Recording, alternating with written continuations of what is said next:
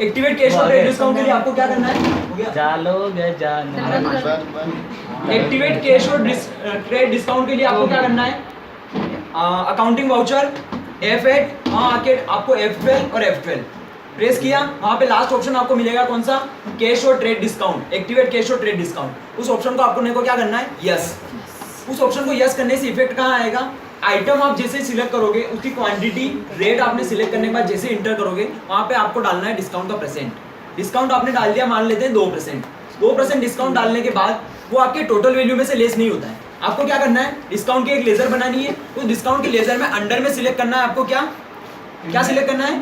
Indirect expenses. Discount expense है आपका, तो इनडायरेक्ट एक्सपेंस आपको सिलेक्ट करना है। उसके बाद एक नीचे ऑप्शन होगा टाइप ऑफ लेजर, उस टाइप ऑफ लेजर में आपको क्या सिलेक्ट करना है? डिस्काउंट। तभी वो डिस्काउंट ऑटोमेटिकली उसमें से लेस हो जाएगा। नेक्स्ट है use separate discount column. Use separate discount column के लिए आपको क्या करना है? अकाउंटिंग वाउचर को ओपन करना है, F8 सेल्स ओपन कर लिया, F11 और F2 वहां पे आपको यूज करना है इनवॉइसिंग का last point, use separate discount column. उस ऑप्शन को अपने को क्या करना है? यस। जियो फोन है क्या? क्वालिटी अच्छी है इसकी, बहुत शानदार सर, मेरे पास भी है और धूप में और अच्छी क्वालिटी है। चलो देख थारी क्या लागे मुझे देख 19 accounts only feature. Accounts only feature में आपको क्या करना है?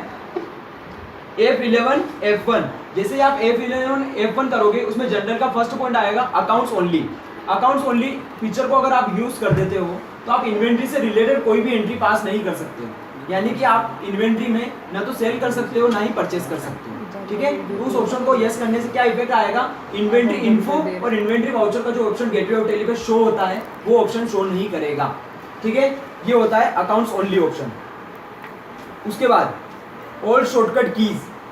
ऑल शॉर्टकट की अपन बाद में लेते हैं, अभी नॉर्मल शॉर्टकट की अपन लेते हैं। कंट्रोल ऑल्ट सी कॉपी करने के लिए, कंट्रोल ऑल्ट वी पेस्ट करने के लिए, ऑल्ट सी क्रिएट करने के लिए, कंट्रोल ए सेव करने के लिए, ऑल्ट एक्स कैंसिल करने के लिए, सिलेक्ट स्पेस बार अगर आप दबाओगे तो सिलेक्ट करने के लिए, कंट्रोल के साथ space bar, all entry selection के लिए, ऑल्ट के साथ F1 शर्ट कंपनी के लिए, ऑल्ट के साथ F3 कंपनी इंफॉर्मेशन पेज के लिए, F2 डेट चेंज करने के लिए, ऑल्ट के साथ F2 पीरियड चेंज करने के लिए। ठीक है, F4 contra, F5 payment, F6 receipt, F7 journal, F8 sales, F9 purchase, F11 features और F12 कॉन्फ़िगरेशन।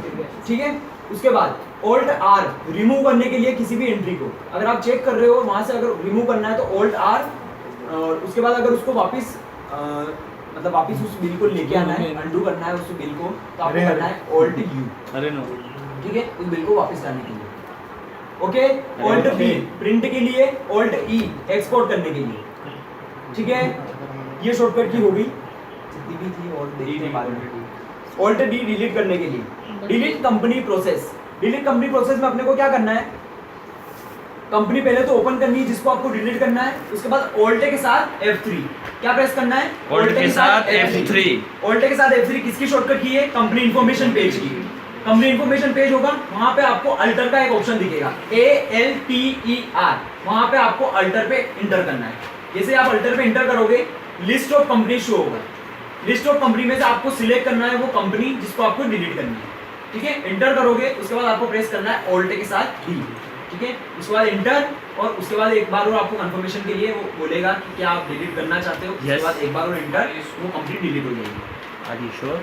ठीक है, उसके बाद स्प्लिट डेटा प्रोसेस। स्प्लिट क्या होता है? अलग अलग करना। स्प्लिट डेटा प्रोसेस का मैंने बताया था कि आप एंट्रीज को अगर अलग अलग करना चाहते हो, आपने कोई भी कंपनी बनाई, जैसे 1 जुलाई 2017 से आपका GST एप्लीकेबल हुआ था, तो आपको क्या करना था कि 1 जुलाई 2017 से कंपनी को अलग बना देना है।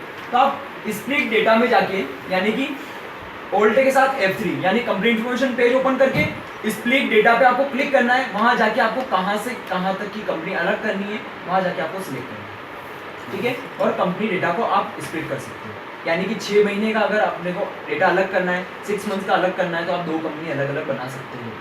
ठीक है, स्प्लिट डेटा का यही प्रोसेस है। उसके बाद company creation process. Company creation के लिए ये पॉइंट वैसे फर्स्ट में होना था लेकिन बीच में आया। कंपनी क्रिएशन के लिए कंपनी इंफॉर्मेशन पेज आपको ओपन करना है, वहां पे क्रिएट कंपनी पे जाना है। ठीक है, क्रिएट कंपनी पे जाने के बाद आपको वहां पे डेटा डालना है। सबसे फर्स्ट कौन सा होता है? डायरेक्टरी। डायरेक्टरी में आपको पार्ट डालना है कि कंपनी को सेव कहाँ करना है आपको। ठीक है। उस पार्ट को डालने के बाद नेम ऑफ कंपनी, उसके बाद mailing name of company, address of company, state of company, country of company, phone number, mobile number, fax number, email ID, और उसके बाद आती है 2 डेट्स। कौन कौन सी? फाइनेंशियल ईयर बिगिंस फ्रॉम और गुड्स बिगिंस फ्रॉम। Okay. वो दोनों डेट आपको सिलेक्ट करनी है, ठीक है। उस दोनों डेट में, दोनों में डिफरेंस क्या है? फाइनेंशियल ईयर बिगिंस फ्रॉम और गुड्स बिगिंस फ्रॉम में फाइनेंशियल ईयर कब से कब तक चलता है? 1 अप्रैल से 31 मार्च तक। और बुक्स बिगिंस फ्रॉम में कौन सी डेट आएगी? कब से आपका बिजनेस स्टार्ट होता है। आपको अगर पता नहीं चलता है तो दोनों में सेम डेट लेनी है। कौन सी? 1 अप्रैल, ठीक है। ये होता है difference financial year begins from और बुक्स बिगिंस फ्रॉम में।